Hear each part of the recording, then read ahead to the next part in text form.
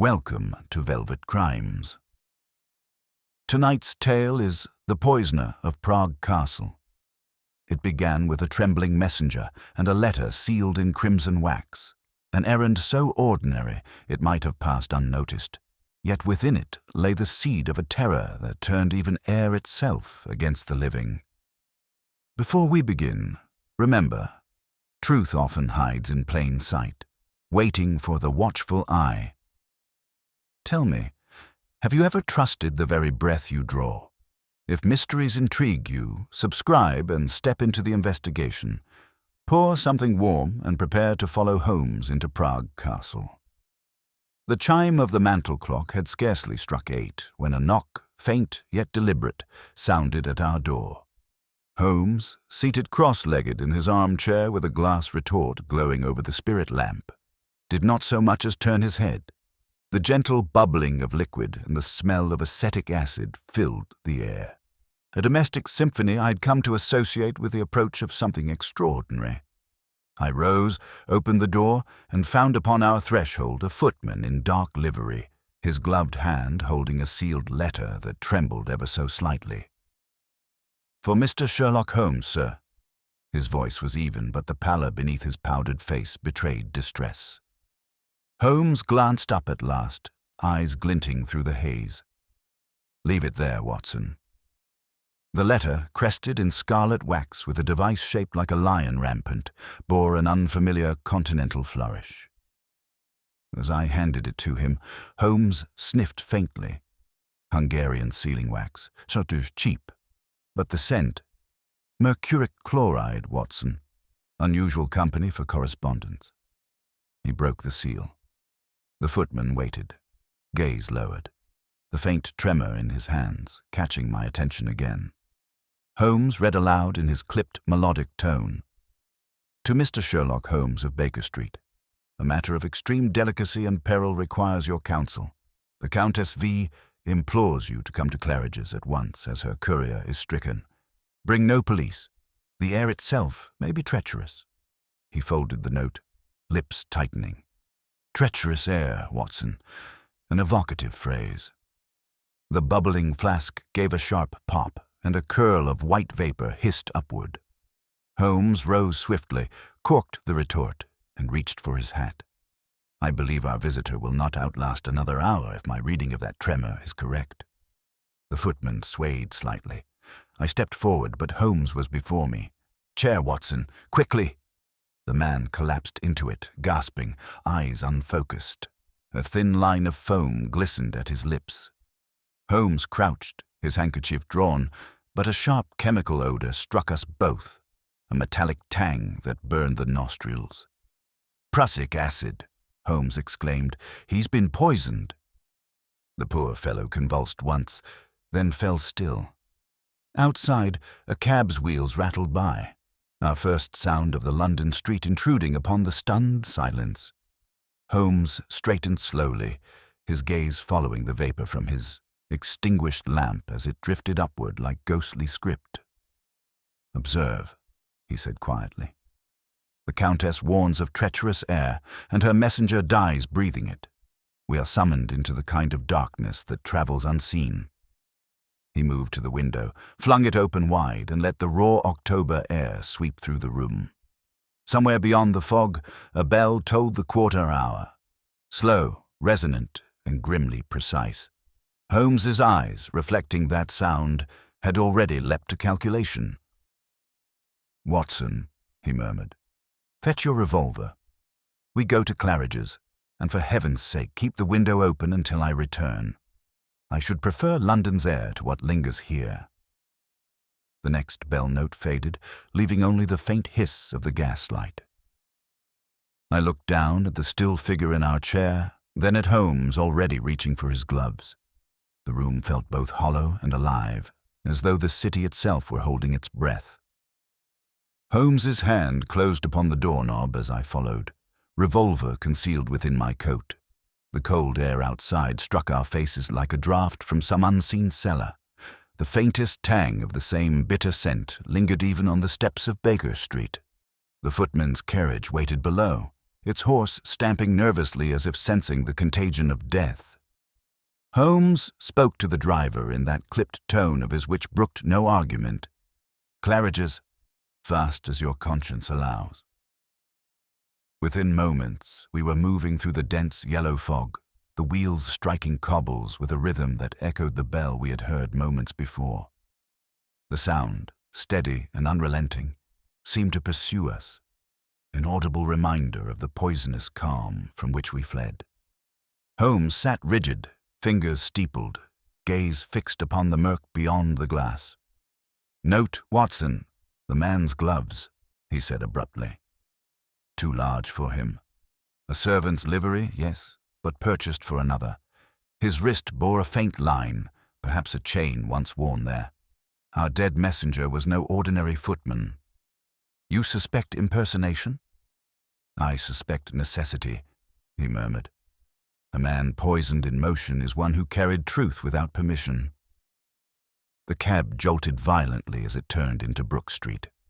Lamps shimmered weakly through the fog like submerged stars. At the portico of Claridge's, a figure awaited us, a woman veiled, motionless save for her gloved hands twisting a white kerchief. Holmes was out before the cab halted. "Countess V, I presume?" Her accent, when she spoke, was a music of soft syllables marred by dread. "Mr. Holmes, I feared you would not come. My courier, he—" "Dead, madam," Holmes said gently. "In our sitting room not 20 minutes past." The poison was swift. She gave a strangled gasp and clutched the kerchief to her lips. "Then it is true. They have followed me even here." Holmes guided her inside. The marble hall was dim, curtains drawn to keep prying eyes from the street. A faint ticking from the distant clock provided the same measured cadence as the bell earlier, a steady pulse that now seemed the story's own heartbeat. Watson, the doctor within me, stirred before the chronicler. "You are unwell, madam." "Sit, please." She obeyed, lowering her veil. Beneath it, her face bore the pallor of exhaustion, but her eyes, dark, restless, and oddly luminous, spoke of intellect and fear in equal measure. "I come from Prague," she said. "My husband, Count V, served as advisor to His Majesty. 3 months ago, a phial of state poisons disappeared from the castle laboratory, among them a gas without scent or color. Within a week, the keeper was found dead, his lungs burned." Holmes's eyes sharpened. "And you believe this same weapon has crossed the Channel?" She nodded. The formula was transcribed in his own hand. I found the copy hidden in his desk and fled. But they, those who profit by silence, would rather destroy the evidence than risk exposure. Holmes leaned forward. "Who are they, Countess?" Her gaze flicked to the shadowed corners of the hall. "Men who speak softly in churches. Men whose hands are clean because others soil them. I cannot name them, yet." The steady ticking seemed louder now, echoing against marble. Holmes, hearing it, allowed a half-smile. "An apt metaphor, Watson. We count our seconds in this case as the Countess counts her breaths." She started slightly at the word breaths. "Yes," she whispered. "That is the danger. The gas kills by the air itself. In Prague, they called it the breath of angels." Holmes's brow furrowed. "Hydrogen cyanide derivative, no doubt. The courier's convulsions confirm it. But the method of delivery, how was it administered?" She drew from her reticule a small glass ampule sealed in wax. Inside, a cloudy residue clung to the interior. "This was hidden in my courier's coat lining. I believe he was made to carry it, perhaps to me." Holmes examined it through his lens. "Note the fracture along the rim, Watson. A thin capillary channel, designed to release vapor gradually. Ingenious. One would never suspect until the lungs rebelled." He set it gently upon a side table. "Tell me, Countess, who sent your message to me?" "I entrusted it to him directly," she said. "No one else knew." "Yet it reached my door through death," Holmes replied. That, madam, implies knowledge from within your own circle. Her eyes filled. You mean betrayal? He inclined his head gravely. There is no deadlier agent in Europe than divided loyalty. Now, has anyone else handled your belongings since your arrival in London? Her silence spoke louder than words. At last, she said, only the hotel valet. He was very courteous. Holmes rose instantly. Watson, stay with her. Do not breathe near that ampule. I shall speak to this valet. He vanished down the corridor with that noiseless stride that always struck me as part feline, part ghost. The Countess watched after him, trembling. Doctor, she said softly, I'm not a coward, but I feel the air itself watching me. I could find no easy reassurance. The faint ticking continued, regular, precise, and cruelly indifferent. To distract her, I asked about the Count. He remains in Prague, she said. Or what is left of him? His silence was purchased with promises and fear. But when I found the formula among his papers, I understood that he... She broke off as footsteps returned. Holmes reappeared, eyes alight with the peculiar brightness of triumph. The valet is gone, he announced. Left an hour before our arrival. His uniform remains, but empty. More significantly, the lock upon her door bears a residue of oil, chlorinated. Which suggests, I prompted, that he handled the same vaporous compound. We are dealing not merely with espionage, Watson, but with chemistry turned to assassination. Whoever controls this formula holds the breath of nations. The Countess rose, voice trembling. Then we are doomed. Holmes turned toward her sharply. Not while logic holds. Your formula is safe. In a locket around my neck. Then, madam, you must surrender it. This night it is the most perilous ornament in Europe. She hesitated, then unclasped the chain. The locket gleamed faintly as the clock struck 9, each tone reverberating through marble and bone alike. Holmes wrapped it in his handkerchief and placed it in his pocket. Watson, he said quietly, you may yet record this as the poisoner of Prague Castle, though I suspect our villain has already left his trace upon the very air we breathe. Do you feel it? I did. The faint, metallic tang again, so subtle it might have been imagination, yet Holmes's nostrils flared as he turned toward the window. Open it, he commanded. I obeyed. The night fog rolled in, carrying that same echo of the bell's earlier note, long and hollow, vibrating through every pane of glass. Holmes's silhouette stood against it, motionless save for the lift of his hand toward his temple, as if listening to some unseen whisper beyond the London din. Holmes's hand dropped from his temple and closed upon the window frame. You heard it too, Watson, the bell in the fog, not from the street but above us. I followed his gaze.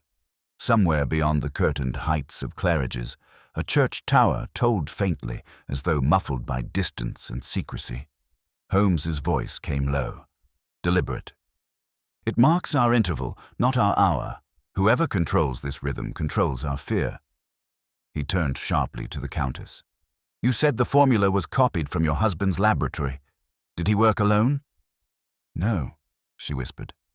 He had an assistant, a chemist from Brunn, Emil Radovich, dismissed for irregularities. I feared he might be behind this. Holmes's fingers drummed the window sill, 3 light taps and 1 heavy, the same cadence as the bell. Irregularities often prove fatal, madam. Describe him. A thin man, limping, with spectacles that caught the light like knives. He smelled always of almonds. Holmes's eyes gleamed. Almonds. The bitter trace of cyanide. Watson, we approach the nucleus. He turned toward me. The valet who fled may not be a servant at all. If Radovic has followed her, he would need access, disguise, and proximity. A hotel offers all 3. And the ampule. His signature, perhaps. He releases death as an artist releases perfume. The Countess covered her mouth, trembling. You mean he is here, in London? Holmes nodded. And perhaps nearer than we think. The ticking of the lobby clock struck once, a hollow sound magnified by marble. The Countess started. Holmes seized his hat. "Come, Watson. Madame, lock your door, open the window, and breathe the city's air, not this confined inferno. We shall return. But where? To the source of the scent." We descended the stair, the echo of our steps forming that rhythmic counterpoint that had become the story's unseen pulse. The manager, pale and anxious, intercepted us at the landing. "Mr. Holmes, an unfortunate occurrence. One of our valets has vanished, leaving his effects behind." Holmes's expression remained perfectly calm. "And you have searched his room?" "Indeed not, sir. We awaited the police." "Then you shall not need them yet," Holmes replied. "Lead us." The small chamber was on the top floor. Gaslight flickered uncertainly. A scent, faintly sweet, faintly acrid, hung in the air. Holmes entered first, gloved hand over his mouth. "Do not breathe deeply, Watson. Air here carries memory." He opened a trunk by the bedside. Inside lay a folded livery coat, a pair of wire-rimmed spectacles, and a single glass vial capped in wax. Holmes held it to the light. "Same make as the ampule. Note the residue. Yellow this time, not white. A second compound." He removed the wax carefully with a penknife, sniffed, and recoiled slightly. "Sulfur dichloride." The man was perfecting volatility, an airborne reagent that spreads upon warmth. "The Countess's suite is directly below this room. Ingenious placement." "You mean she was to be poisoned through the ceiling?" "Precisely. Warm air rises, carrying death upward. But if the window remains closed, it circulates downward, a trap either way." The door behind us creaked. Both of us wheeled. A porter, cap in hand, peered in timidly. "Beg pardon, gentlemen. I thought I heard voices." Holmes's tone was mild. "Quite so, my good man. Tell me, did the missing valet have visitors?" The porter scratched his chin. "A foreign gent, sir. Walked with a stick. Asked for the man's room 2 nights ago. Left something in his hand, I think. A letter." Holmes's eyes narrowed. "And his voice?" "Odd. Hissed his words, like his mouth hurt him." Holmes turned to me. "A chemical burn, Watson. Vapor from his own experiments. Radovic beyond doubt." He paced once, twice, then halted. "We are being drawn into a pattern of sounds. The bell, the ticking clock, the hiss. Each timed precisely. This poisoner marks his stages by rhythm, not place." "An engineer of death," I murmured. "Exactly. He treats time as the carrier gas." Holmes's gaze darted to the trunk again. "Help me lift it." Beneath the coat lay a folded sheet of parchment bearing the crest of Prague Castle and words written in neat, foreign script. Holmes read silently, lips tightening. "Watson, translate only the first line aloud. To those who breathe treason, grant them purity of air." The sheet crumbled slightly in his hand. "A manifesto, not a message. He sees murder as cleansing." He replaced it carefully, then turned toward the window. The fog outside pulsed with the glow of distant lamps, the faint bell tolling again. 3 short, 1 long. Holmes spoke softly. "The rhythm changes. That is no church bell, Watson. It is a signal." "A signal? To whom?" He smiled thinly. "To us, or rather, to me. The man wishes acknowledgement." He strode to the door. "Come, the roof access is near. If Radovic watches, he will not wait." The porter made to protest, but Holmes raised a hand. "Keep this room sealed and summon no one. If I am correct, the very air may burn your lungs." We climbed the narrow stair to the rooftop, our footsteps absorbed by the thick fog. A chill wind stirred the smoke from the hotel chimneys, carrying that same metallic tang. Holmes paused beside a vent pipe protruding from the roof tiles. "Look here," he whispered. "Residue along the rim." Yellow again. He released it here, Watson, timed to the clock's mechanism below. The building itself became his lung. A faint scrape behind us turned both our heads. Out of the vapor emerged a figure in dark coat and spectacles, limping slightly, the glint of steel at his wrist. Holmes did not move. "Mr. Radovich, I believe? Your invention has outpaced your conscience." The man's lips curled. His voice was hoarse, breath whistling. "Holmes of London, you understand too much and too late." Holmes's tone remained quiet. "A poor weapon for subtlety, sir. The scent of almonds precedes you." Radovich's laugh was thin. "And follows you now." He raised a small bulb-like device. Holmes's hand shot out, striking it from his grasp. It rolled across the tiles, hissing faintly. I caught it with my boot, but vapor began to curl upward in pale ribbons. "Down, Watson." Holmes seized my arm, dragging me toward the roof door. The hiss swelled into a sharp whisper, then silence. We burst back into the corridor, gasping. Holmes slammed the iron hatch. "That was his last act," he said between breaths. "A final proof of concept." I looked up at him, chest heaving. "Do you think he lives?" Holmes listened. There came no sound but the fading toll of the bell, now distant and uncertain. He straightened slowly. "If he breathes, he has earned his own experiment." The bell gave one final note, soft as a dying breath. Holmes's final words seemed to hang in the air as palpably as the vapor itself. We stood in the narrow corridor, our lungs burning faintly, though the air was clear enough to the eye. He drew a long, cautious breath through his handkerchief, then lowered it. "The bell has stopped," he murmured. "The rhythm breaks only when the performer leaves the stage. Radovich is finished, whether by his own hand or the perfection of his poison." I steadied myself against the wall. "Then this madness is ended?" Holmes's glance silenced my optimism. "Ended? No, Watson. Merely silenced. The death of one fanatic rarely buries the faith that fed him. There is more beneath the Countess's veil of secrecy than grief." We descended the stair, each tread creaking underfoot like a quiet metronome marking our thoughts. At the landing, the manager approached again, pale with agitation. "Gentlemen, there has been a disturbance. A guest on the third floor has fainted. The Countess V." Holmes was already moving. "Open no windows and send for no physician until I see her." Within the suite, the same faint sweetness tainted the air. The Countess lay upon the chaise, veil thrown aside, skin white as marble. I bent at once, feeling her pulse, weak but present. "She lives," I said. Holmes's nostrils flared. "And the scent lives with her. The source, Watson, quickly." He was already scanning the room, eyes darting like clock hands from corner to corner. His gaze fixed upon the writing desk, where the lamp flame wavered oddly, though no draught stirred it. He moved closer, lifted the lampshade, and revealed a small puncture in the metal reservoir. "Vapor line," he said grimly. "Fed through from above. Radovich's final conduit. It was still releasing when we fled the roof."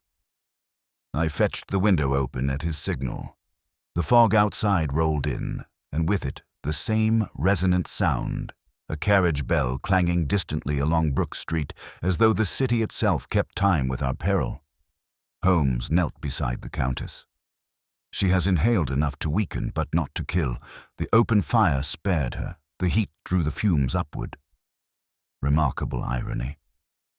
Her eyes fluttered open, unfocused at first, then fixed upon him. "You stopped him." "Radovich is beyond harm or justice, madam, but his design remains. Tell me, did you ever give your husband's papers to anyone else?" She hesitated, breathing shallowly. "There was one, an attaché from Vienna. He begged for my trust, said he could deliver the formula safely to England's government. His name was Muller." Holmes's eyes narrowed. "Describe him." "Fair hair, military, bearing, a scar here." She touched her temple. He promised that my danger would end if I surrendered the copy. Holmes straightened slowly. And you believed him? Yes. I had no choice. He showed me the seal of the British Embassy. Seals, Holmes said softly, are cheaper to forge than trust. The Countess turned away, tears bright in the lamplight. Then I have doomed us both. Not yet, Holmes replied. But you have moved the stage from Prague to London, and the curtain has only risen. He drew from his pocket the locket she had given him and weighed it in his palm. If the copy you surrendered was genuine, then this one must be false. You deceived Muller. Her expression wavered between shame and surprise. I could not risk losing both, so I rewrote it myself. Symbols only my husband could read. Holmes's eyes shone with quiet admiration. Then you possess not merely courage, madam, but the rare gift of foresight. Muller, or whoever hides beneath that name, will soon learn he has been duped, and when he does, he will return to you. The clock upon the mantel ticked once, twice, thrice, the sound sharp and distinct now that the air had cleared. Holmes's tone dropped to a murmur. Listen to that cadence, Watson. 1, 2, 3, the same measure as the bell in Radovic's taps upon the roof. It is no coincidence. Our adversary marks time as though composing a fugue of death. Then you think this Muller orchestrated it all. Radovic was the hand, Muller the mind. A chemist cannot travel with such freedom. He needed a patron with credentials, a diplomat's immunity, and what is more convenient than a formula for invisible death under the guise of a scientific gift? The Countess shivered. You mean England herself may be the next experiment? Holmes turned to her with rare gentleness. Fear not. We shall see that your husband's secret dies a private death. He moved to the desk, gathering the scattered papers Radovic had rifled earlier. Watson, note this envelope. Foreign stamp, unposted. Inside, a railway schedule to Dover, dated tomorrow morning. And a code word, respirare. The Latin, to breathe, I murmured. Holmes nodded. He plans departure at dawn. Whether Muller lives here under his true name or not, Dover will be his escape. Our bell has tolled thrice, and the fourth strike shall be at the Channel crossing. The Countess tried to rise. Take me with you, please. Holmes shook his head. Your part is survival. Remain where the air is pure and speak to no one. Watson will leave you my small atomizer. Use it hourly. A simple solution of sodium carbonate will neutralize any lingering vapor. Her hand caught his sleeve. Mr. Holmes, why do you risk yourself? This is not your country's quarrel. He met her eyes gravely. When murder makes the air its servant, madam, it becomes everyone's quarrel. The next moment, the bell from outside struck once again, single, deep, and slow. Holmes turned toward it as though it had spoken. Come, Watson, our cue. We descended swiftly, the lobby echoing with the same dull clang each time the revolving door turned. Holmes hailed a cab. Victoria Station, driver, double fare. As we jolted into motion, he spoke rapidly. The timing aligns too neatly. Muller departs tomorrow at 7. The courier was poisoned at 8 tonight. His death an announcement. Every act designed to measure us, to draw us nearer. Then you expect a trap? I expect precision, he said. And precision is the trap. Through the rattling of wheels, the city's rhythm persisted. The hiss of gas lamps, the clang of hoof irons, the muffled bell fading behind us. Holmes leaned back, eyes half closed, as if hearing the pattern beneath it all. Watson, he said quietly, when men play God, they never realize how much they depend on breath, and breath, my dear fellow, is the easiest thing in the world to take away. The cab turned sharply, the horses snorting. From somewhere ahead came the shrill whistle of a departing train, high, metallic, slicing through the fog like a blade through silk. Holmes's eyes opened at once, fixed toward that sound. The shrill whistle lingered in the fog, tapering into silence as our cab pulled up to Victoria Station. Holmes was out before the wheels had ceased turning, his coat flaring behind him like a dark wing. "Quickly, Watson," he said. "Our man's music is punctual. He will have arranged the prelude before dawn." We moved through the great concourse, the echo of our boots mingling with the rhythmic hiss of steam. Even here, the motif endured, sound layered upon sound, the same mechanical breath Radovich had mimicked in death. Holmes's eyes flicked from clock to porter to departing train, his brain measuring every rhythm against some invisible score. "Holmes," I whispered, "what if Müller has already left?" He smiled faintly. "Then we shall catch him in the echo of his absence. Observe." He approached the ticket window. The Continental Express to Dover departed at precisely 7, I believe. The clerk nodded. "Yes, sir. Special carriage reserved by a foreign gentleman, took it 15 minutes early. Said he must catch the tide." Holmes's tone sharpened. "Did he travel alone?" "No, sir. A gentleman and one servant. The porter who helped them, here, sir." A lean man stepped forward, cap in hand. "Foreign pair, sir. The master pale as chalk, but proud." The servant coughed something dreadful. "Smelled queer too, like almonds, sir." Holmes exchanged a look with me. "The dead man's perfume follows its maker." He turned to the porter. "Did the servant speak?" "Hardly, sir. Only one word as he boarded. 'Breathe,' he said, like he was joking." Holmes's eyes darkened. A jest too black even for the devil. "Watson, there is a special train to Dover in 40 minutes. We'll follow their wake." We boarded the next express, its wheels shrieking as it began to move. Holmes sat forward, fingertips pressed together, his face all sharp lines and shadow. "Note, Watson, how the pattern tightens. Radovich falls, the Countess succumbs, Müller flees, the sequence accelerates. We are approaching the crescendo." "And if he releases the vapor on the train?" I asked. "Then we shall meet eternity between stations," he said dryly. "But I do not think he will risk it. The man worships precision, not chaos." The rhythmic clatter of the train filled the silence that followed, beating out that same infernal measure. 3 short, 1 long. I found myself counting without meaning to. Holmes noticed and smiled faintly. "Yes, Watson. Even now he governs us by rhythm, but there is one rhythm Radovich and Müller forgot." "What is that?" "The heart. It falters only once." He rose suddenly and moved down the corridor, inspecting each compartment with the quiet authority of a surgeon examining tissue. When he returned, his expression bore that peculiar excitement I knew well.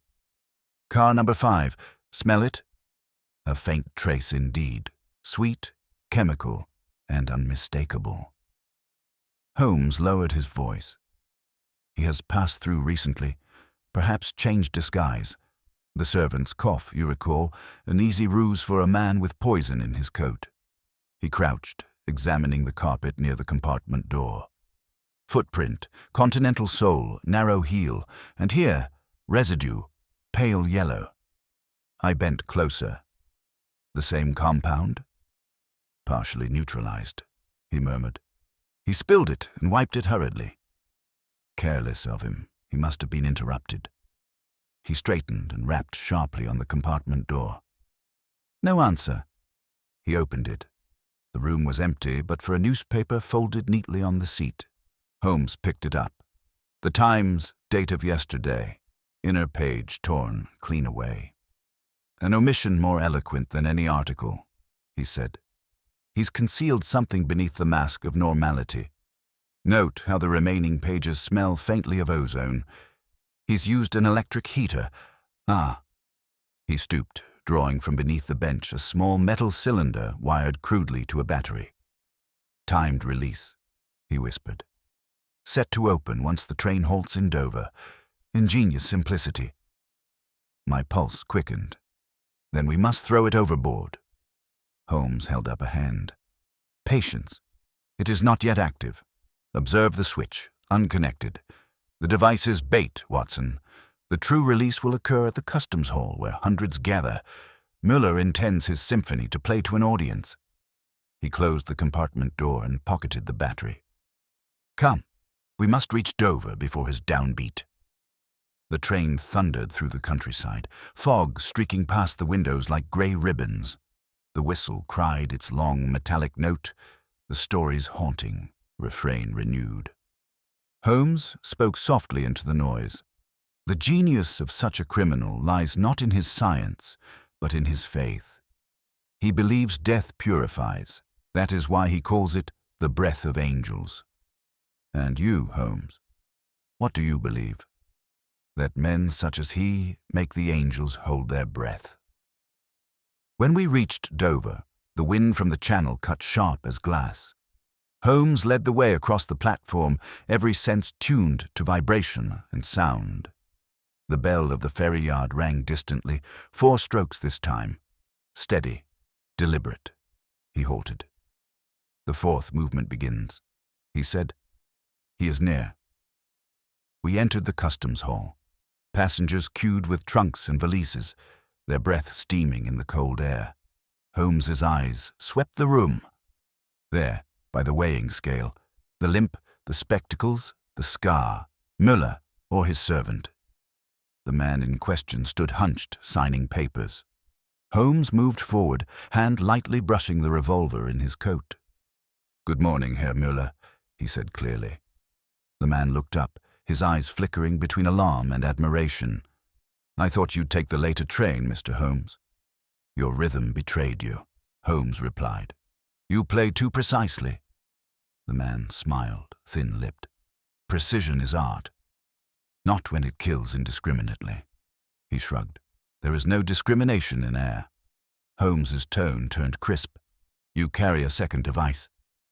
The man's hand twitched toward his coat, but Holmes was faster. He seized the wrist, twisting sharply. A glass ampule fell and shattered upon the marble floor. Instantly a sharp hiss filled the air, faint, menacing. "Out!" Holmes barked. "Watson, ventilation!" I flung open the nearest door. The sea wind rushed in, scattering the vapor into harmless wisps. The passengers, stunned into silence, watched as the man struggled in Holmes's grip. Holmes bent close to his ear. "A fitting end, Müller. You suffocate on your own invention." The man gasped, eyes wide, then sagged. The sound that escaped his throat was not speech, but a thin whistle, echoing the train's cry, a final note in his fatal composition. Holmes let him fall. The bell outside struck once, long and low, rolling over the harbor like a breath released at last. The bell's reverberation had scarcely faded when Holmes knelt beside the fallen man. The thin whistle in Müller's throat gave way to silence.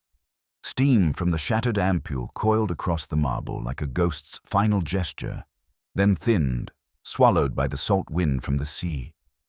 Holmes pressed 2 fingers to the man's neck, waited, and withdrew them slowly. "Dead?" I asked. "Not yet," Holmes murmured. "But death waits with unusual patience tonight." He turned the man's face toward the light. "Observe, Watson." The pupils fixed, the skin flushed. A dose meant for many, consumed by one. The irony would amuse him if he could still laugh. He searched the man's pockets swiftly, producing a passport, a small key, and a folded document sealed in red wax. "The Countess's handwriting," he muttered. She was not mistaken. He carried the genuine formula. Our friend Radovich died for the decoy. Müller fled with the truth. I frowned. Then all this was to secure the original. To secure, perhaps, or to deliver. Holmes broke the seal and scanned the page, eyes narrowing. Ciphers again. But these are not her husband's. Someone else has added a translation, here in English. He read softly. "Agent will rendezvous, South Dock Warehouse, midnight tide. Delivery confirmed by breath." The word hung between us. "By breath," I repeated. Holmes folded the page carefully.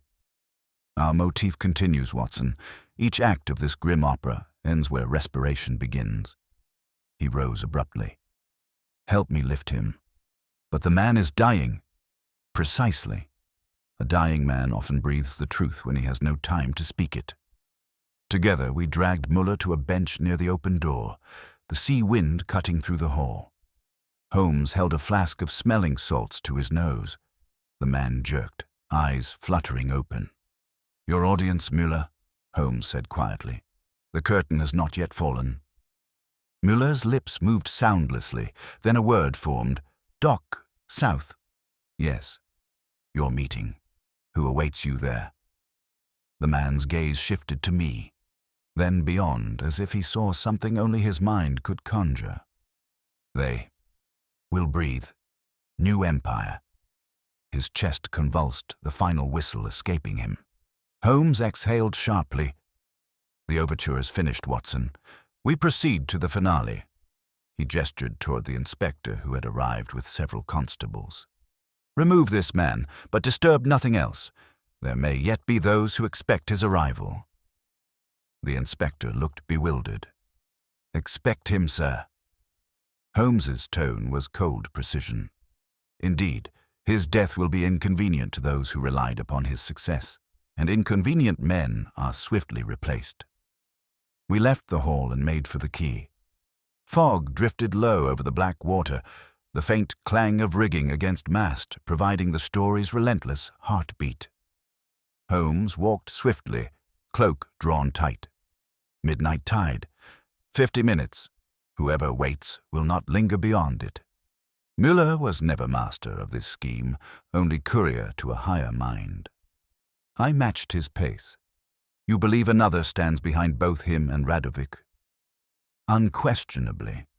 They were craftsmen, Watson, not architects. Poisoners rarely build empires. They serve them." The rhythm of our steps matched the hollow toll of a buoy far out in the channel. Holmes paused only once to consult his watch. "We are on time, which is to say, in danger of being early." We reached the south dock, where warehouses loomed like sleeping beasts.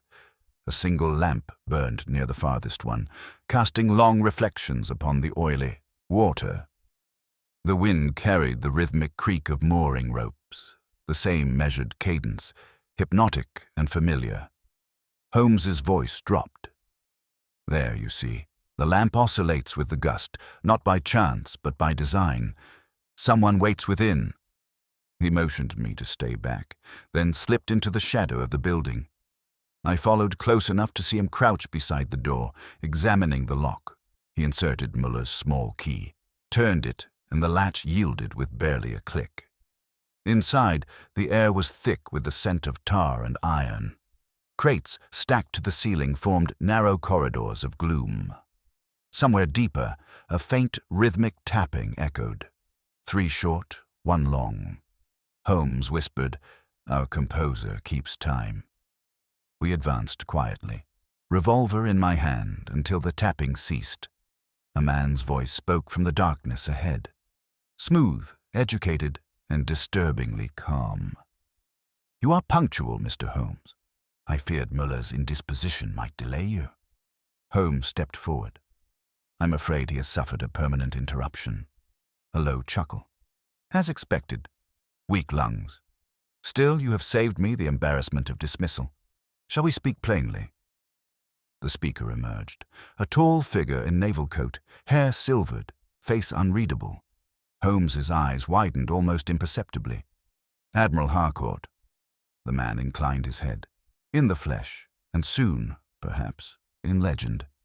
You see, Mr. Holmes, nations do not survive by law but by breath. Control the air, and you control the future." Holmes's tone hardened. "You financed Radovic. I employed genius where I found it. England must not trail behind the empires of science. Imagine war without guns, conquest without armies, merely the wind itself as ally." Holmes's voice sliced through the dimness. "You would unleash this upon the world." "Not the world, only those who oppose it." Harcourt smiled thinly. The Countess's husband lacked vision. He dreamed of protection, eye of dominion. Holmes moved a step nearer. "Your scheme ends tonight." does it?" The Admiral drew a small brass whistle from his pocket and blew a sharp note, barely audible, but answered instantly by the clank of a valve somewhere overhead. A hiss followed, soft, steady, unmistakable. Holmes spun toward the sound. "Gas release!" Harcourt laughed. "You brought your own destruction, Mr. Holmes. Muller's cargo waits above your head." But Holmes had already leapt toward a shadowed ladder, climbing with astonishing speed. "Watson, ventilation hatch, west wall." The hiss grew louder. I found the hatch, forcing it open with my shoulder as cold sea wind rushed in, driving the vapor outward. Holmes reached the platform above and wrenched at a lever. A violent clang resounded, the machinery choking, then falling silent. Below, Harcourt raised his pistol. I fired first. The report cracked through the warehouse, answered by the faint echo of that buoy bell. Outside, the sound motif returning like judgment. The Admiral staggered, fell against a crate, and slid to the floor, his pistol clattering away. Holmes descended, face grim. "A breath too late, Watson, but enough." Harcourt's lips moved faintly. "Fool, you preserve weakness." Holmes looked down at him. "I preserve life, Admiral. It is a rarer experiment." The man's breath rattled once, then ceased. The only sound left was the faint slap of waves against the dock. Slow, deliberate, eternal. Holmes turned toward it, his silhouette framed in the open hatchway where wind and sea mingled. Holmes's figure remained motionless in the hatchway as the tide wind pressed against him, the scent of salt mingling faintly with the acrid tang of extinguished vapor. His voice came at last, low and precise. "Close the valve entirely, Watson. Even dead hands can leave engines running." I obeyed, turning the iron wheel until it ground to a halt. The hiss subsided, leaving only the lap of water and the slow ticking of cooling metal. Holmes descended, his boots striking each rung with measured calm. "We have halted one experiment," he said, "but the greater formula still breathes beyond our reach." I turned toward the lifeless Admiral. "You mean others share his vision?" Holmes's expression was unreadable. He was not a man who conceived alone. The reach of such ambition extends through governments like air through lungs, unseen, indispensable, and perilous. He knelt, opening the Admiral's coat. "Look here, Watson. No insignia, no personal papers, only this." From an inner pocket, he withdrew a small glass vial sealed in tin. Inside lay a scrap of blue paper, folded tightly. Holmes broke it open and read aloud. "Shipment 2, arrival confirmed, Prague consignment secure." I felt a chill despite the night air. "Then more of this gas exists." Holmes nodded gravely, and perhaps in more willing hands. Müller and Radovich were artisans, Harcourt the patron. But who funds the patron? He pocketed the note. Until that name surfaces, we are left with ghosts and vapors. The bell buoy tolled again beyond the quay, its rhythm now slow and irregular, as though even the sea had grown weary of the pattern. Holmes turned his head slightly, listening. "You hear it, Watson?" The pulse falters. Our motif shifts key. The case, too, begins its diminuendo. We stepped outside. Fog slid once more over the water, soft and grey as unspun silk. The faint glow of dawn trembled on the horizon. A constable approached, lantern in hand. "Beg pardon, sir. Word from Dover headquarters. The Countess V. was found unconscious at Claridge's again. The doctor feared relapse." Holmes's hand closed upon my arm. The Countess, then Harcourt's reach was longer than even he guessed. "Come." We returned to London at once. The constable hesitated. "And the bodies, sir?" "Seal this building. Tell your superiors. It holds only failure and silence." We reached the station as the first train was preparing to depart. Holmes paced the platform like a man measuring invisible distances. There is meaning yet, Watson, hidden in the Countess's collapse. Harcourt believed he held the genuine formula, yet carried the copy. If she weakens now, someone has tampered with the false one. You think she's being silenced? Possibly. Or tested? The whistle shrieked, the sound slicing through the morning mist, a continuation of that same infernal motif, now transformed into warning. Holmes's face tightened. Every note repeats itself until we discern the pattern. I begin to see the refrain. We reached London by mid-morning. The city seemed to exhale fog from every chimney as though joining the case's strange preoccupation with breath. A brougham awaited us, Lestrade's doing, I later learned, and carried us swiftly to Claridge's. Inside, the Countess lay pale but awake, her eyes reflecting the gaslight's tremor. A faint hum filled the room, the doctor's vaporizer hissing beside her bed. Holmes crossed to it instantly, lifting the apparatus. "What is this device?" The physician, a nervous man, stammered, "A restorative vapor, ordered by the hotel apothecary." Holmes sniffed, his expression turning to steel. "Ordered by the devil, more likely. Note the residue along the glass rim. Almond oil." The doctor blinked. "Impossible. It's ammonia." Holmes thrust the flask toward him. "Ammonia does not kill footmen. Watson, take this to the window." I flung it open, and the hiss intensified as the cool air met the tainted vapor. Holmes seized a cloth, smothering the nozzle. "Countess, do not breathe deeply. You have been dosed in sleep." Her hand trembled as she gripped the sheet. "Then even here—" "Safety, madam," he said softly, "is merely air we have not yet examined." The faint toll of a church bell drifted through the fog. 11 chimes. Holmes counted them beneath his breath, then looked at me. "Too soon for noon. The rhythm is deliberate again. Whoever engineered this is close enough to hear the Countess's breath falter." He turned to the physician. "You will leave us." The man sputtered protest, but Holmes's gaze sent him scurrying. When the door closed, Holmes drew the phial from Harcourt's coat and held it up. "I suspected this, Watson. It is not poison at all, it is antidote."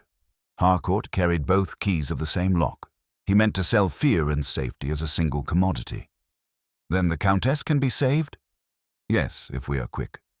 He poured a drop of the clear fluid onto a handkerchief and held it gently before her mouth. "Breathe, madam." Slowly. She obeyed, each breath steadier than the last. Color crept back into her cheeks. "Mr. Holmes," she whispered, "how can I ever—" "Later," he said briskly. "Gratitude is best delayed, until we are certain we deserve it. For now, tell me, did Admiral Harcourt ever speak of a superior?" She closed her eyes, recalling. "Only once. He called him the Keeper of the Flame." I thought it a metaphor. Holmes's brows rose. "Hardly. A man who calls death enlightenment rarely jokes. Watson, make note of that title. It will return to us." He moved to the window, peering through the dissipating mist. "They will not forgive this failure. The Keeper will wish the trail erased." "You think he may strike again?" Holmes gave a single nod. "I think, my dear Watson, that the bell we keep hearing is not London's at all. It is theirs, a signal pulsing through every stage of this affair." As if to prove his words, a distant peal sounded, muffled but distinct, 3 short, 1 long. Holmes smiled grimly. "Our refrain resumes. They call their dogs home." The Countess rose unsteadily. "Then we must hide." Holmes turned, eyes alight. "On the contrary, madam, we must perform. Let them think the melody continues precisely as composed." "And the next movement?" I asked. He glanced toward the door. "We allow our enemy to write it, and we decide how it ends." The clock on the mantel gave a single metallic click as if acknowledging his resolve. The clock's metallic click seemed to echo far longer than it should, stretching into the silence until even the air in the room appeared to listen. Holmes's eyes remained fixed on it, the faintest smile forming beneath his breath. "They will not expect their rhythm to be answered, Watson. If the bell is their signal, we shall make it ours." I frowned. "You mean to bait them?" "Exactly. We shall play their fugue backward and let the composer reveal himself." He turned to the Countess. Madame, you will do precisely as I say. You are to appear unconscious once more, vulnerable, defeated. Whoever watches from beyond that window must believe his poison has triumphed." Her lips parted in alarm. "But if they return, they shall," Holmes interrupted, "and we shall be ready." He moved swiftly about the room, adjusting the lamp to cast long shadows across the bed, extinguishing the second flame to deepen the illusion of illness. "Watson, draw the curtain halfway. Enough for a silhouette to deceive, not enough to invite a bullet." I complied, the faint ringing of the bell outside threading through the fog like a whispering metronome. The rhythm, 3 short, 1 long, was now unmistakably deliberate. Holmes spoke under his breath. "A Morse variant, if I am not mistaken. The final pulse signifies readiness. Our friend the keeper sends his hounds for confirmation of the kill." He placed his hand lightly upon the Countess's wrist. "Your pulse steadies, madam. Courage. The next hour will decide whether you live in safety or legend." "Legend?" she murmured. Holmes smiled faintly. "Every survivor of a perfect crime becomes one." There came a faint tap from the outer corridor, metal upon marble, slow and rhythmic. Holmes's hand froze in mid-gesture. "Footsteps," he whispered. "Light, deliberate, measured to the bell's own cadence. They arrive as predicted." He motioned for silence, drew his revolver, and moved behind the door. I took position beside the dresser, pulse hammering. The door handle turned with exquisite care, followed by the soft click of a latch. A sliver of lamplight widened into a narrow beam, catching dust motes that glittered like suspended ash. A man stepped inside, black-gloved, face masked by a white respirator of the continental design. He carried a small brass cylinder in one hand, its nozzle glinting faintly. Holmes's voice came like steel from the shadows. "Set it down very gently, my good sir. The air in this room is already crowded with intentions." The intruder stiffened. "Holmes," he said, his accent clipped, foreign yet oddly refined. "You are persistent." "Persistence," Holmes replied, stepping into the light, "is merely logic applied to time. Remove your mask." The man hesitated, then unfastened the straps. Beneath it was a thin face with colorless eyes and a scar across the cheek. Surgical, not accidental. "I am already dead to your records," he said. "Then allow me to write your epitaph," Holmes answered. "You are the keeper of the flame." The faintest smile touched the man's lips. "A convenient name, perhaps, but I am only its custodian. You cannot extinguish an idea." Holmes gestured toward the cylinder.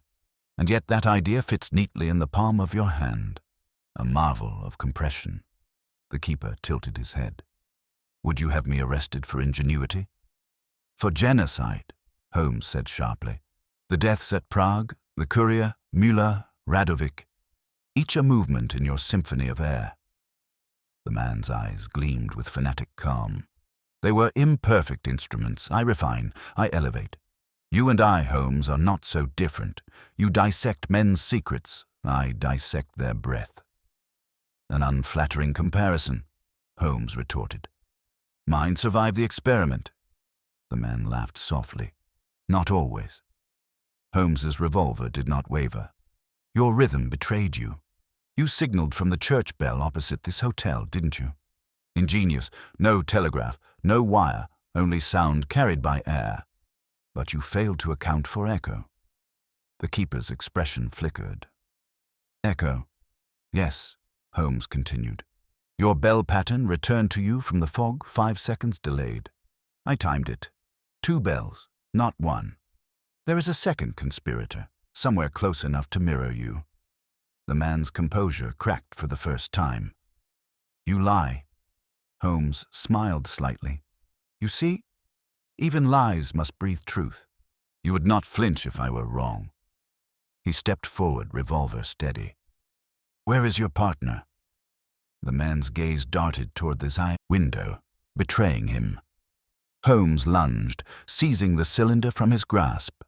I rushed forward as the man struck back, his gloved fist grazing my temple. The hiss of released gas erupted, faint but immediate.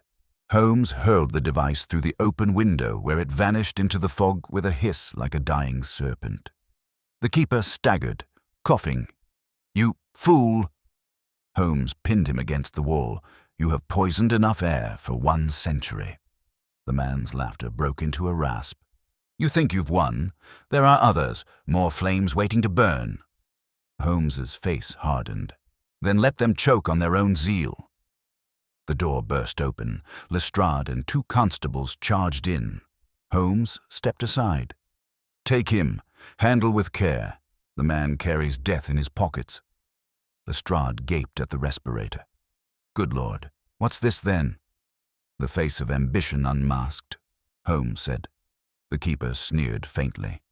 "You cannot arrest breath." "No," Holmes said, "but we can stop it." Lestrade's men hauled the man away, the rhythmic clink of their boots echoing the bell's familiar cadence. 3 short, 1 long. When the door closed, silence fell. Holmes turned to the Countess, who had risen weakly from the bed. "The air is safe now, madam, but the world will not remain so for long. What began in Prague will find new lungs unless truth exposes it." She whispered, "Then promise me you will expose it." Holmes bowed his head slightly. "Truth, madam, is the only contagion I willingly spread." He crossed to the window, the fog beyond thinning to reveal the faint shimmer of dawn.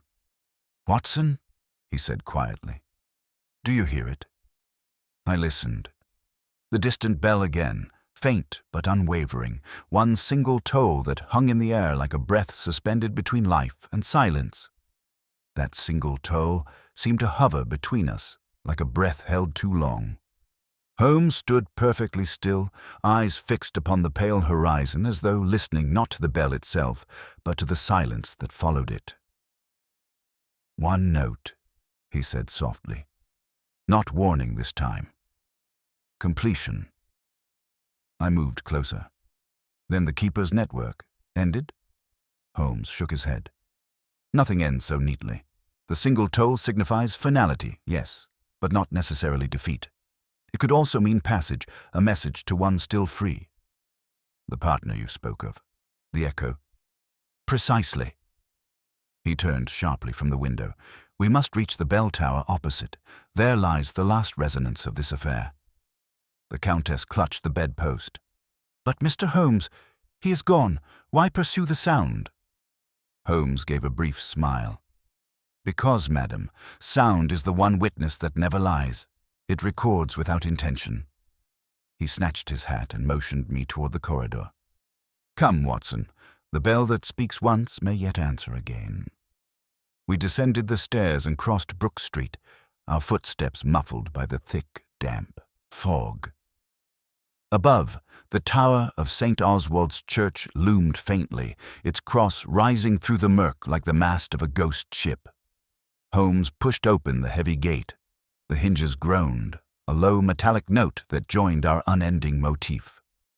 Inside, the nave was dim, only the flicker of a sanctuary lamp breaking the gloom.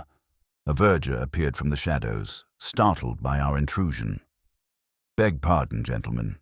Service hours are past." Holmes flashed his card. "Sherlock Holmes.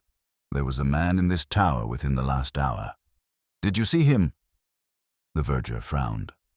"A gentleman, yes. Foreign, thin, carried tools.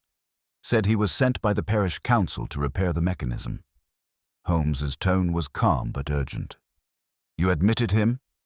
"Indeed, sir. He took the key and went up. I heard the bell once, maybe twice, then silence." Holmes's gaze cut upward toward the winding stair. "Watson, the finale waits above." The ascent was narrow and steep, our lantern throwing restless shadows upon the stone. The rhythmic beat of our boots echoed like a second heartbeat beneath the tower's ribs. Midway up, Holmes paused, running his fingers along the wall. "Residue," he murmured, showing a faint powder on his fingertips. "Nitric compound. Explosive. The air itself may yet betray us." We reached the belfry. The fog outside pressed against the arched windows, dimming even the grey dawn. A single bell hung motionless above, its clapper still vibrating faintly from the last strike. Beneath it stood a small chest, unlocked. Holmes opened it. Inside lay a coiled length of wire, a battery, and a folded sheet of parchment. He handed me the lantern and unfolded the page. The handwriting was elegant, meticulous. He read aloud, "To silence is to sanctify. The breath of one is the faith of all. If this toll is heard, the flame is past." Holmes's eyes narrowed. A creed, not a farewell. The keeper has disciples. "And you think one is here?"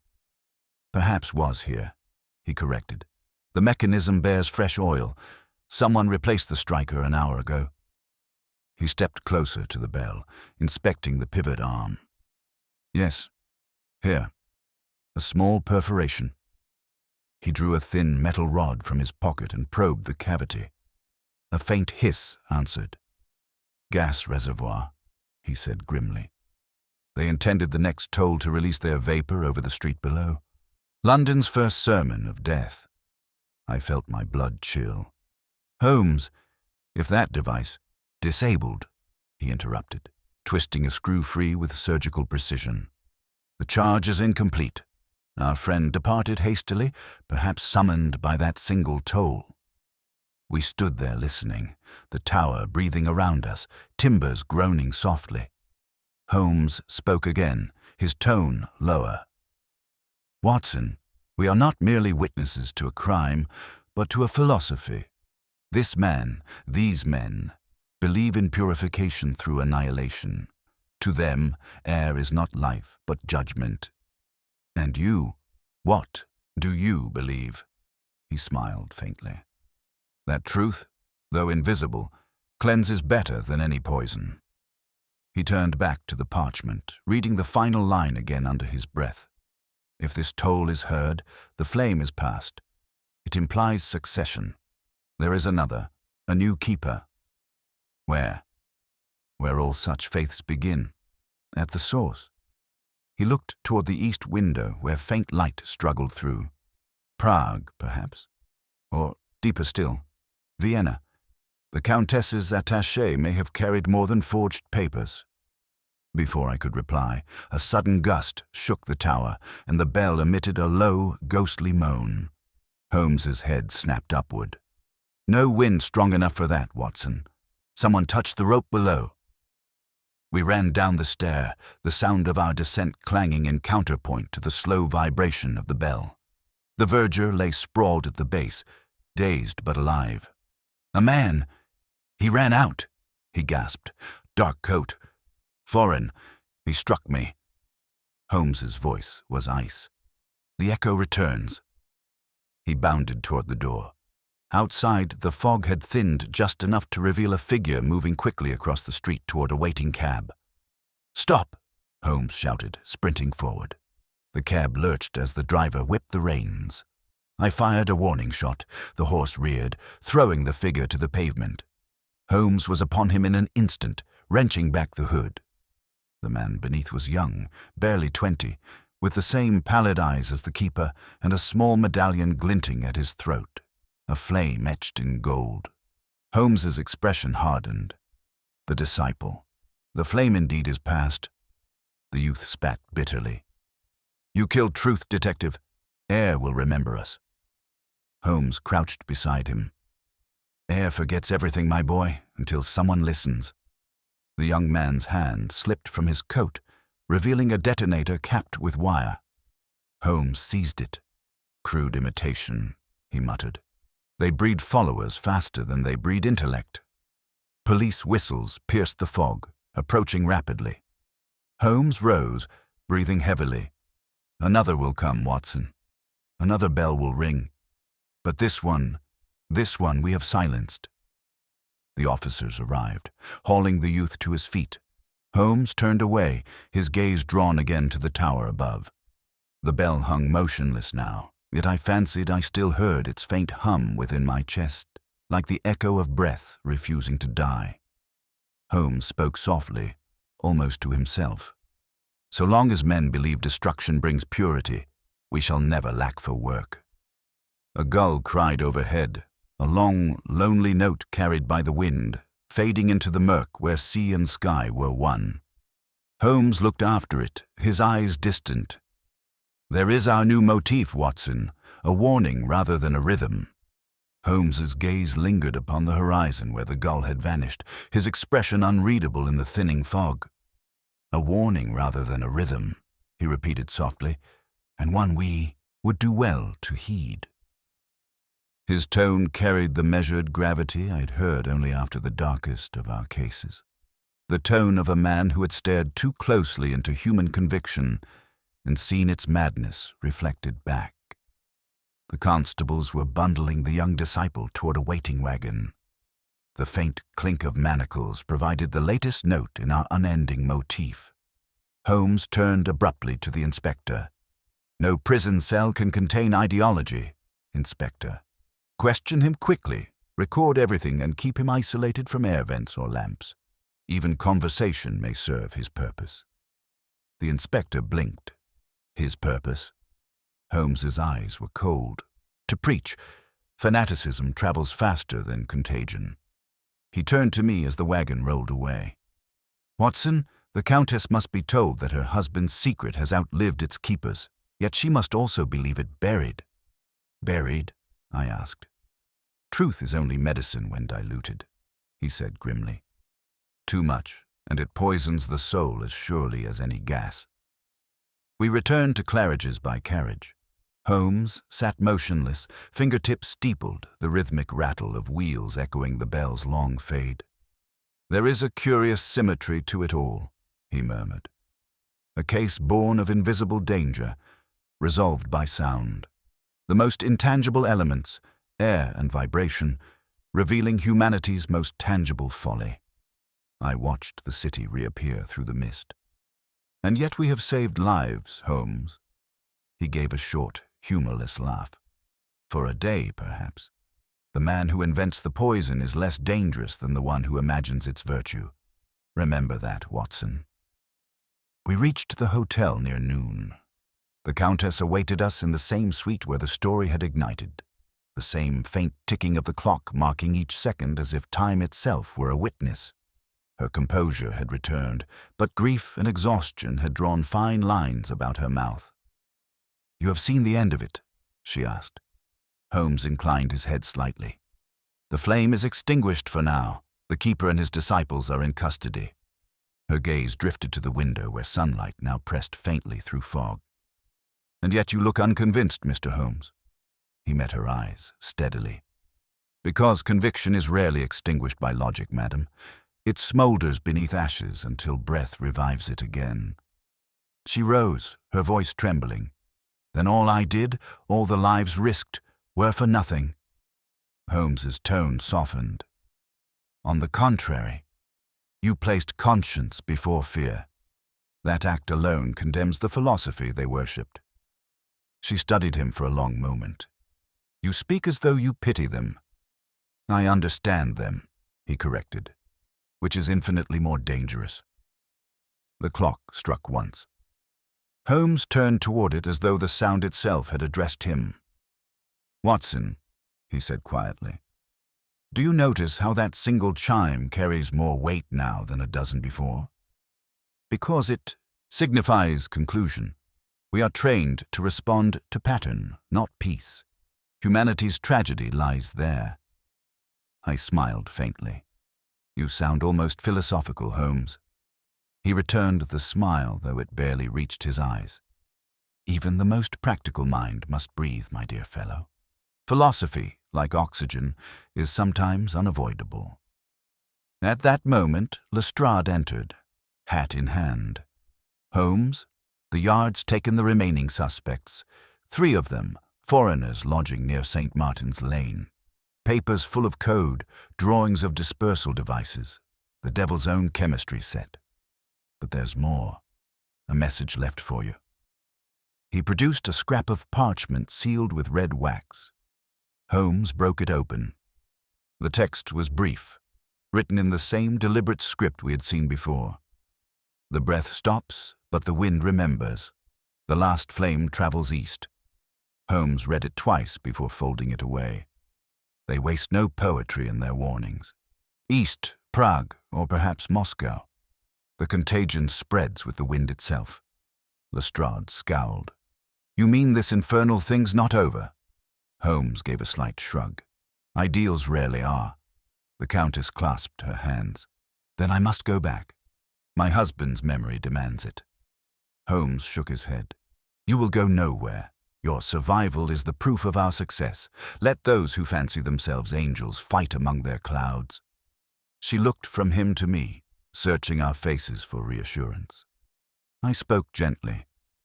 The world breathes easier tonight, madam. That must suffice.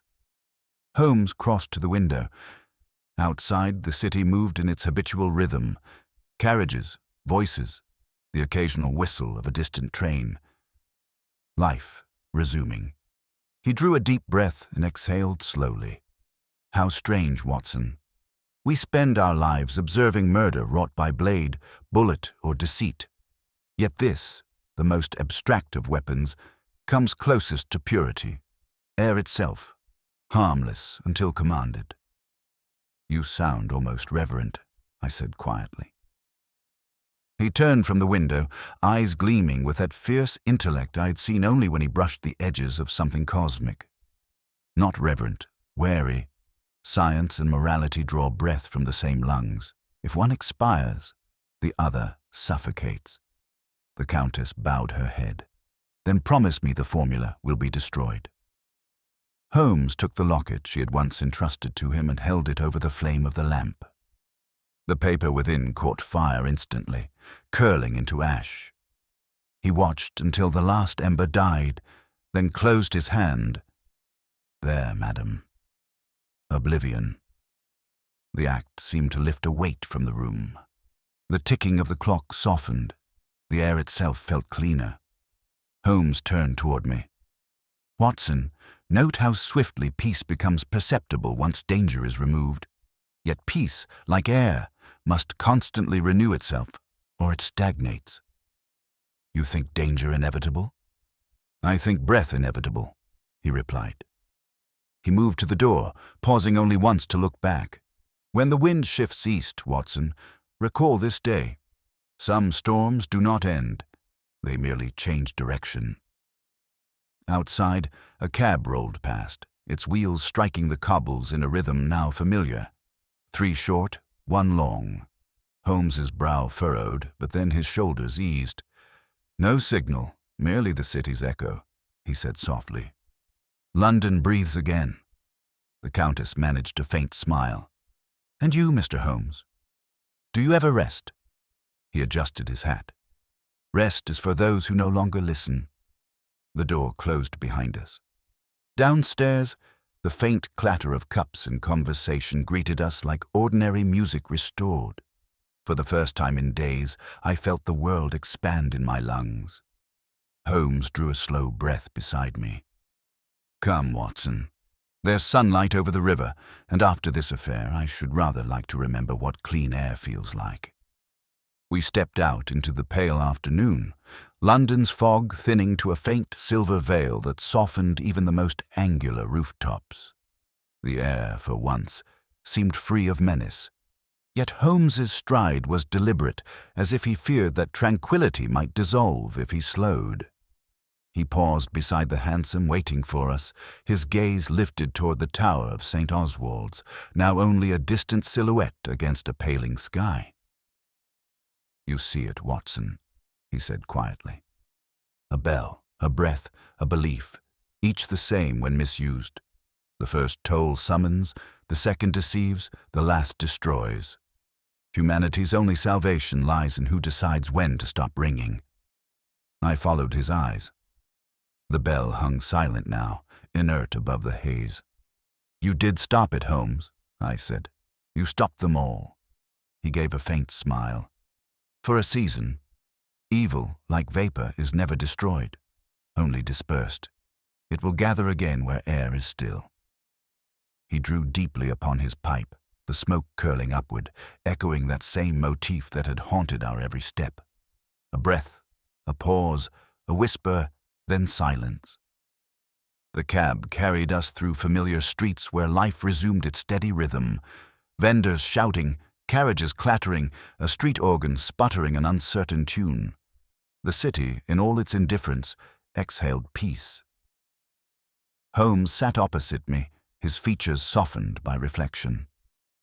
"Do you recall, Watson, how this began? A knock, a trembling footman, and a warning about treacherous air. It was never air that was treacherous, of course, but conscience." I said nothing, content to listen to the cadence of his thought. He continued, "Science will march forward, unshackled by terror or mercy. Men like Harcourt simply walk ahead of the crowd. We must hope the crowd never catches up." The remark carried no bitterness, only weariness. He turned to the window as though addressing the fog itself. "I've often wondered, my dear fellow, whether knowledge is truly a blessing or merely a postponement of ignorance. The world mistakes cleverness for control. But cleverness without conscience is a poison subtler than any Radovic ever distilled." His words struck me deeply, for I had rarely heard Holmes speak in such tones. "Then what, Holmes?" I asked quietly. "Is the antidote?" He looked back at me, the faintest smile beneath the shadow of his hat. "Perhaps simple decency, though it is rarely fashionable and never profitable. Yet it alone clears the air." The cab turned into Baker Street. The familiar facade of 221B greeted us, its windows glinting faintly in the late light. Inside, Mrs. Hudson had already prepared tea, and the comforting domestic clink of porcelain replaced the endless echo of bells that had pursued us since Prague. Holmes removed his coat with uncharacteristic slowness. How ordinary this room appears, and yet how extraordinary that the world beyond it continues to survive its own inventions. He set the locket's charred remains upon the mantel. "Ashes of empire, Watson. Every century must breathe them once before it learns." I poured tea and watched him in silence, the lamplight catching the thoughtful lines about his mouth. "You seem uncommonly reflective, Holmes. Shall I assume the case has affected even your nerves?" He gave a low chuckle. "My nerves, yes, but not my reason. Reflection, Watson, is not weakness. It is the body's way of remembering that it must inhale again before the next deduction." The clock on the mantel ticked, steady, calm, humane. Holmes listened to it for a moment, then said softly, "I sometimes think we are all clockwork, each of us measuring time by the sound of our own breath. When that sound ceases, the world is merely silent, not wiser." He rose and walked to the window. Outside, the city lights glimmered through the last ribbons of mist. "Do you hear it?" he asked. "Only the ordinary traffic of London," I said. He nodded. "Exactly. That is music enough." The faintest smile touched his lips. For the first time in days, he looked almost at peace, a man who had walked through the densest fog of human ambition and returned with his clarity intact. The room filled with the soft crackle of the fire, the delicate clink of china, and the steady pulse of life restored. I made my customary note in my journal that evening.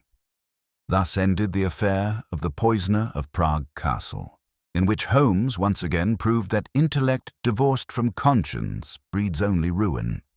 He confronted not merely a murderer, but a creed, one that worshipped death in the guise of purity.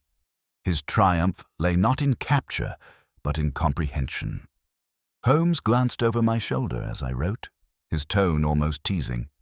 "Be sure, Watson, that you describe the villainy accurately. I should dislike posterity, thinking I fought mere men, when, in truth, I wrestled with air." I laughed. "And who prevailed?" He tamped the ash from his pipe. "Neither, my dear fellow. Air is undefeated. It simply reminds us to breathe more carefully." The fire popped softly, sending up a brief golden spark that faded into the room's quiet. Outside, a single church bell chimed the half-hour, clear, harmless, human. Holmes turned his head toward the sound, eyes glinting with that familiar light of restless intellect subdued for the night, Ah, he murmured. Still London, still breathing. I closed my notebook, the rhythm of that final chime settling into my pulse like the end of a long-held note.